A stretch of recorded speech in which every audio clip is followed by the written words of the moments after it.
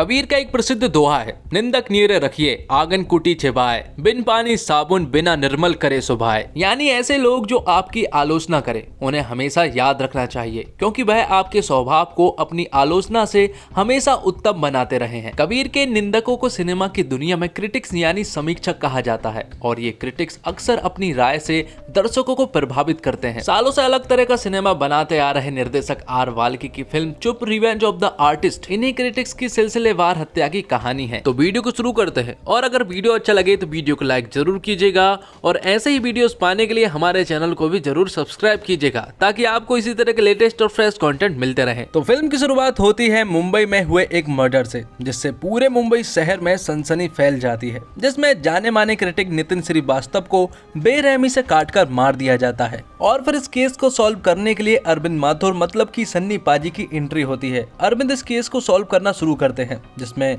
उन्हें पता चलता है कि नितिन श्रीवास्तव एक फिल्म क्रिटिक है जो मूवीज के रिव्यूज करता है। नितिन को उसके टॉयलेट में बुरी तरह से मारा गया और उसके माथे पर एक ट्रायंगल जैसा था, लेकिन थोड़ी देर में उन्हें पता चलता है कि ये ट्रायंगल नहीं है, क्योंकि ट्रायंगल होता तो वो उल्टा बनता, ये तो एक स्टार है। और वो किलर स्टार को पूरा बनाने ही वाला था कि अचानक डोर पर उसकी वाइफ आ गई थी, इसलिए उस किलर ने इसे अधूरा ही छोड़ दिया। थोड़ी इन्वेस्टिगेशन के बाद उन्हें पता चलता है कि हाल ही में जो फ्राइडे को फिल्म रिलीज हुई थी पानी पानी रे, उस फिल्म को नितिन ने 1 स्टार दिया था। तो एक बात तो साफ हो जाती है कि इन बेरहम हत्या के पीछे एक साइकोपाथ का हाथ है, जिससे फिल्म को लेकर की जाने वाली समीक्षकों की समीक्षा रास नहीं आई। पुलिस अफसर अरविंद माथुर और उसकी टीम की सक्की सुई उन तमाम लोगों पर जाकर थम जाती है जो इस फिल्म के रिव्यू से कहीं ना कहीं प्रभावित हुए हैं।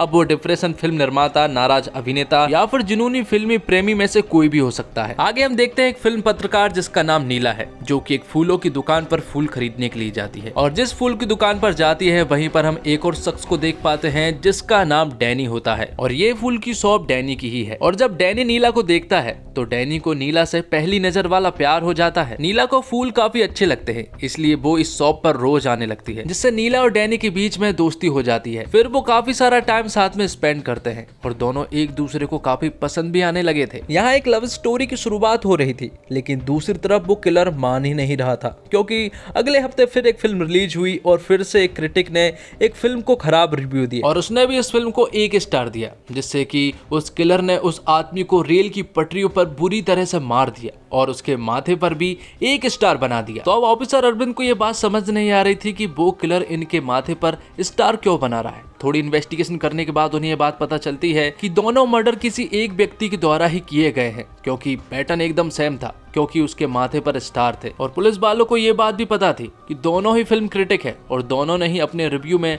फिल्मों को 1 स्टार दिए थे। लेकिन किलर को पकड़ना अभी फिलहाल तो नामुमकिन है, क्योंकि किलर ने कोई भी क्लू नहीं छोड़े हैं। अब अगले हफ्ते थर्ड एम्पायर मूवी रिलीज होती है, जिसमें लीड एक्टर थे अमिताभ बच्चन, और उस फिल्म को भी एक फिल्म क्रिटिक ने 1.5 स्टार दिया था, जिसके कारण उस किलर ने भी उसे बेरहमी से मार दिया और उसके माथे पर 1.5 स्टार बना दिया। और जिस फिल्म क्रिटिक को मारा गया है उसे क्रिकेट के ग्राउंड में विभिन्न हिस्सों पर उसके शरीर के पार्ट्स को काट कर फेंक दिया गया है। अब अरविंद इन सभी फिल्म क्रिटिक के रिव्यू पढ़ता है, जिससे कि उसे ये बात तो पता चल जाती है कि इन सारे फिल्म क्रिटिक ने अपने रिव्यू में उन चटपटी बातें और मसालेदार वाक्यों का यूज किया है, जिससे कि उनका रिव्यू चटपटा बने, और यही शायद किलर को पसंद ना आया। यहाँ दूसरी तरफ नीला और डैनी काफी क्लोज आ चुके थे, और दोनों ही एक दूसरे के साथ काफी सारा टाइम स्पेंड भी करने लगे थे, और दोनों एक दूसरे से प्यार भी करने लगे थे। तो फिलहाल किलर को तो नहीं पकड़ा जा सकता, क्योंकि कोई भी क्लू नहीं है, इसलिए अरविंद फिल्म इंडस्ट्री के उन सभी लोगों को बुलाता है जो कि फिल्म से संबंधित है, और उन सारे फिल्म क्रिटिक को भी बुलाता है जो कि रिव्यूज करते हैं। अरविंद उन सारे फिल्म क्रिटिक्स को ये बात समझाता है कि जब वो अपना रिव्यू लिखे तो सोच समझकर और सही लिखें, वरना उनके साथ भी कुछ ऐसा हो सकता है, क्योंकि वो सभी को प्रोटेक्ट नहीं कर सकते। लेकिन यहाँ पर प्रोड्यूसर और फिल्म क्रिटिक्स के बीच में झगड़ा हो जाता है, क्योंकि प्रोड्यूसर तो यही चाहते हैं कि ये फिल्म क्रिटिक्स फिल्मों के बारे में बुरा ना लिखें। आगे हम डैनी को देखते हैं, जो कि कागज से बने हुए फूल को तैयार कर रहा होता है। दरअसल वो ये गिफ्ट नीला को देना चाहता है, और वो उसी रात नीला के घर जाता है और नीला को कागज से बने हुए फूल देता है, जिससे कि नीला काफी इंप्रेस हो जाती है। यहाँ पर नीला डैनी को अपनी माँ से भी मिलवाती है जो कि अंधी होती है। अब अगले फ्राइडे एक और फिल्म रिलीज होती है जिसका नाम कलिंगा होता है, जो कि एक मास्टरपीस ब्लॉकबस्टर निकलती है। तो पुलिस वाले उन सारे फिल्म क्रिटिक को प्रोटेक्ट तो नहीं कर सकते, लेकिन पुलिस वाले उन फिल्म क्रिटिक्स को प्रोटेक्ट कर सकते हैं जो कि इस फिल्म को सबसे कम रेटिंग देंगे। हालांकि डर के कारण सारे फिल्म क्रिटिक्स इस फिल्म को ज्यादा स्टार ही दे रहे थे, लेकिन एक फिल्म क्रिटिक ऐसा भी था जिसने कि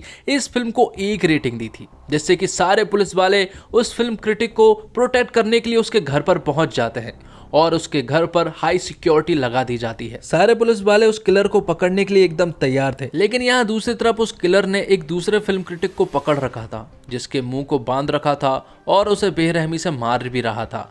और ये किलर कोई और नहीं बल्कि डैनी ही है। डैनी ने उसको इसलिए पकड़ा था क्योंकि उसने झूठी रेटिंग दी थी। ये फिल्म इतनी भी स्टार के लायक नहीं थी। इस फिल्म क्रिटिक ने इस फिल्म को 4.5 स्टार दिए थे और ये बात डैनी को बिल्कुल भी पसंद नहीं आई, क्योंकि ये फिल्म इतने स्टार के लायक ही नहीं थी। तब डैनी उस आदमी को बुरी तरह से मार देता है और उसके माथे पर 4.5 स्टार कर देता है। तो हालत बद से बदतर हो चुके थे, क्योंकि 1 स्टार रेटिंग वालों का भी वही हाल हो रहा है जो कि 4.5 स्टार वालों का हो रहा है। ये केस सीबीआई वालों के पास जाने वाला है, इसलिए अरविंद किसी भी हालत में इस केस को सॉल्व करना चाहता है। तब क्रिटिक्स की कटी पिटी लाशों का सुराग लगाने के लिए अरविंद माथुर अपनी दोस्त और क्रिमिनल साइकोलॉजिस्ट जेनुबिया की मदद लेता है। वो दोनों मिलकर इस किलर की इन्वेस्टिगेशन शुरू कर देते हैं और काफी सारे क्लू उनके हाथ में लग जाते हैं। और यहाँ पर वो एक प्लान भी बनाते हैं कि वो लोग फिल्म क्रिटिक्स के रिव्यूज को प्रोटेक्ट करने के बजाय वो खुद एक रिव्यू लिखें और उस फिल्म क्रिटिक्स को प्रोटेक्ट करें। क्योंकि किलर का मारने का पैटर्न ये था कि जब कोई फिल्म क्रिटिक उसके रिव्यू में चटपटी बातें या फिर मसालेदार बातें लिखता है जिससे कि उसका रिव्यू थोड़ा एंटरटेनिंग लगे, जबकि वो सब झूठ होता है, तो किलर उसे मार देता है। तो अब वो ऐसे फिल्म क्रिटिक्स को ढूंढते हैं जो कि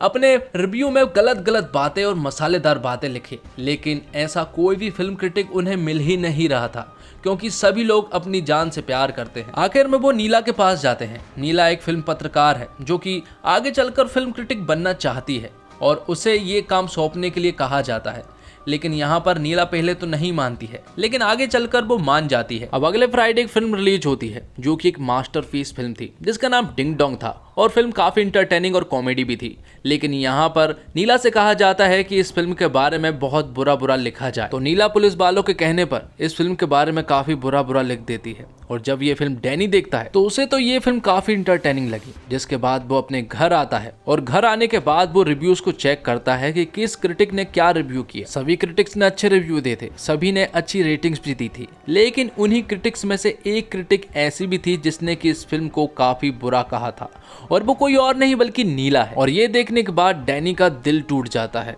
अब, क्योंकि नीला को मरना होगा। लेकिन नीला को मारना इतना आसान नहीं है, क्योंकि सन्नी पाजी की पूरी गैंग बिल्डिंग में घुस चुकी थी और वो नीला को पूरी तरह से प्रोटेक्ट कर रहे थे और सन्नी पाजी नीला के कमरे में ही थे। लेकिन तभी नीला को ये रियलाइज होता है कि उसने ये बहुत गलत किया और उसे घबराहट होने लगती है, क्योंकि उसे ऐसा लग रहा था कि शायद वो किलर उसे मार देगा, जबकि वो अपनी माँ से बहुत प्यार करती थी, इसलिए उसे उसकी माँ की याद आने लगती है। लेकिन थोड़ी ही देर के बाद डैनी उसके घर पर आ जाता है। डैनी को वो बुलाना चाहती है क्योंकि वो चाहती है कि डैनी आज उसके साथ रुके, क्योंकि वो अपने कमरे में अकेली नहीं रहना चाहती। सन्नी पाजी शुरुआत में तो नहीं मानते, लेकिन आखिर में वो मान जाते हैं और वो उन दोनों को कमरे में अकेला छोड़ देते हैं। तब डैनी अपना काम शुरू करता है और वो नीला के मुंह को बांधता है और नीला को खिड़की से बहुत दूर फेंक देता है, जो कि किसी को भी नहीं दिखाई देता। तब डैनी बाहर आकर सन्नी पाजी से बात करता है और उससे काफी बुरी तरीके से बात करता है, जिससे कि सन्नी पाजी को गुस्सा आ जाता है और वो डैनी को बिल्डिंग से बाहर निकाल देते हैं। दरअसल डैनी यही चाह रहा था कि सन्नी पाजी उसे किसी तरह से बाहर निकाल दे, जिससे कि वो नीला की बॉडी को सही तरीके से ठिकाने लगा सके, और ऐसा ही होता है। डैनी ने नीला को खिड़की से जहां पर फेंका था वो उसे वहां से उठाता है और उसे एक खुफिया जगह पर ले जाता है, जहां पर वो उसके हाथ पैर को पूरी तरह से बांधता है। डैनी और नीला यहाँ पर बात करते हैं, जिसमें कि डैनी उससे कहता है कि इस फिल्म को उसने 2 स्टार दिए किस वजह से। तो यहाँ पर नीला उससे कहती है कि पुलिस वालों ने उसे जबरदस्ती इस रेटिंग को दिलवाया है, जिस पर डैनी उससे कहता है कि ये फिल्म 2 रेटिंग के लायक ही थी, क्योंकि ये फिल्म एक मंगोलियन फिल्म का रीमेक है। लेकिन अगर वो अपने रिव्यू में ये लिख देती कि ये फिल्म एक रीमेक है, इसलिए मैं इस फिल्म को 2 स्टार दे रही हूँ, तब कोई बात होती। दूसरी तरफ सन्नी पाजी को भी ये बात मालूम चल चुकी थी कि नीला अपने कमरे में नहीं है, क्योंकि उसे डैनी पर पूरी तरह से शक हो चुका था। तब अरविंद माथुर और अपनी पूरी पुलिस फोर्स के साथ वो डैनी और नीला को ढूंढने के लिए चारों तरफ निकल पड़ते हैं। वो बहुत देर तक डैनी और नीला को ढूंढते हैं। तब अरविंद माथुर उस जगह पर पहुंच जाता है जहां पर डैनी और नीला मौजूद थे। वो यहाँ पर डैनी के छाती पर एक गोली मारते हैं और नीला को सही सलामत वहां से निकाल लेते हैं। अब बात आती है कि डैनी ने ये सब क्यों किया। तो डैनी के घर पर छानबीन करने के बाद उन्हें डैनी के घर पर एक फिल्म का सीडी मिलता है जिसमें डैनी की पूरी स्टोरी थी। सारे पुलिस वाले मिलकर उस सीडी को देखते हैं, जिसमें कि हमें ये बात पता चलती है कि डैनी बचपन से ही फिल्म का शौकीन था, क्योंकि उसके पिता एक डायरेक्टर थे। लेकिन वो डैनी को माँ को बुरी तरह से मारा करते थे, जिसके बाद वो डैनी को एक काल कोठरी में बंद कर दिया करते थे। और डैनी के घर पर एक कुत्ता भी था जिसका नाम असल में डैनी था, क्योंकि डैनी का नाम कुछ और ही है। उसका नाम होता है सेबेस्टियन गोम्स। सेबेस्टियन पढ़ने के लिए बाहर चला जाता है और जब वो वापस आता है तो हाल वैसा का वैसा ही था, क्योंकि उसके पिता अभी भी उसके माँ को बुरी तरह से मारा करते थे और उसके पिता ने डैनी को भी मार दिया था। फ्रस्ट्रेट होकर सेबेस्टियन एक जगह पर बैठकर अपनी चुप मूवी की पूरी स्टोरी लिखता है। और जब ये फिल्म सिनेमा में रिलीज हुई तो ये फिल्म पूरी तरह से पिट गई। सभी तरफ से क्रिटिक्स के नेगेटिव रिव्यू थे, जबकि उन लोगों को ये बात नहीं मालूम थी कि ये फिल्म सेबेस्टियन की बायोपिक फिल्म है। सेबेस्टियन ने अपने पिता को तो मार दिया था, और अगर क्रिटिक्स को ये बात मालूम होती कि ये फिल्म बायोपिक है तो ये फिल्म एक सुपरहिट फिल्म होती। ऐसा पहले भी हो चुका है, जब महान फिल्मकार गुरुदत्त ने 1959 में कागज के फूल नामक फिल्म बनाई थी, जिसे दर्शकों के साथ साथ क्रिटिक्स ने भी नकार दिया था। बोरिंग और बिना कहानी की फिल्म बताकर कागज के फूल की निंदा की गई थी। इन आलोचनाओं से गुरुदत्त इतने आहत हुए कि अवसाद में घिर गए। कुछ महीनों बाद उनकी मृत्यु हो गई। कागज के फूल के मेकर को कागज पर कलम घिसने वालों ने चुप कर दिया। क्या क्रिटिक्स को कातिल मान लिया जाए? और सबसे बड़ी बात तो यह है कि बाद में कागज के फूल को एक कल्ट क्लासिक कहा गया, लेकिन ये जानने के लिए गुरुदत्त मौजूद नहीं थे। तो दोस्तों, सिनेमा के 100 साल के इतिहास में पहली बार समीक्षकों को कहानी का केंद्र बनाया गया। फिल्म क्रिटिक्स को चुप कराने निकला एक जुनूनी शख्स, जिसका मानना है कि उसकी समीक्षा कैसे एक फिल्मकार की दिशा और दशा को बदलने के लिए काफी साबित हो सकती है। आर वाल्की की यह फिल्म रेटिंग सिस्टम पर कटाक्ष करती भी दिखती है, मगर फिर वे उसे किरदार के जरिए जस्टिफाई करने की कोशिश करते हैं। फिल्म का फर्स्ट हाफ काफी मजबूत है, मगर सेकेंड हाफ में कहानी ढुलमुल साबित होती है। सस्पेंस थ्रिलर फिल्मों का मुख्य आकर्षण उसका सस्पेंस होता है, और निर्देशक आर वाल्की उसका खुलासा करने की जल्दबाजी कर बैठते हैं। हालांकि दुलकर सलमान और श्रेया धर्मंत्री की प्रेम कहानी फिल्म का मजबूत पक्ष साबित होती है। दोनों ही किरदारों का चरित्र चित्रण विशिष्ट है। गुरुदत्त की कागज के फूल के जाने के तू कहीं ये दुनिया अगर मिल भी जाए तो क्या है जैसे गाने को निर्देशक ने कहानी में काफी रुमाली और मार्मिक अंदाज से फिल्माया गया है, और अमित त्रिवेदी का संगीत कानों को सुकून देता है। सिनेमेटोग्राफी फिल्म का एक बेहद ही दिलचस्प पहलू है। एक और बात, एक फिल्मकार वर्षों की मेहनत कर फिल्म तैयार करता है, जिसमें सैकड़ों लोगों की मेहनत लगी है। चंद मिनटों में उसका काम का मूल्यांकन हो जाता है। सोशल मीडिया पर तो सभी क्रिटिक्स हैं, लेकिन अधिकृत फिल्म क्रिटिक की राय को भी कुछ लोग तवज्जो देते हैं। अपने रिव्यू को स्पाइसी बनाने के चक्कर में कई बार क्रिटिक्स हद पार कर जाते हैं। जो लोग फिल्म से जुड़े होते हैं उनमें से कुछ को ये तीखी बातें चुभती भी हैं। और एक्टिंग की बात करें तो दुलकर सलमान हुक्म का इक्का साबित होते हैं। अपनी भूमिका के दोहरे रंग को उन्होंने बहुत ही चटक अंदाज से निभाया है। पुलिस अफसर अरविंद माथुर के रूप में सनी देओल की दमदार वापसी हुई है। पूजा भट्ट को जेनोबिया के रूप में देखना बहुत सुखद लगता है, और श्रेया धर्मंत्री अपनी चंचलता में भी खूब खिलती है, और कैमियो में बिग बी का अलहदा अंदाज लुभाता है। तो दोस्तों, इसी के साथ ये वीडियो यहीं पर खत्म होता है। उम्मीद करता हूँ आपको ये वीडियो पसंद आई होगी। वीडियो पसंद आई हो तो वीडियो को लाइक करें, और ऐसे ही वीडियोस पाने के लिए हमारे चैनल को सब्सक्राइब करें, ताकि आपको इसी तरह के लेटेस्ट और फ्रेश कंटेंट मिलते रहे। मिलते हैं एक और धमाकेदार वीडियो के साथ। तब तक के लिए आप हमारे चैनल के साथ बने रहिए। धन्यवाद। जय हिंद, जय भारत।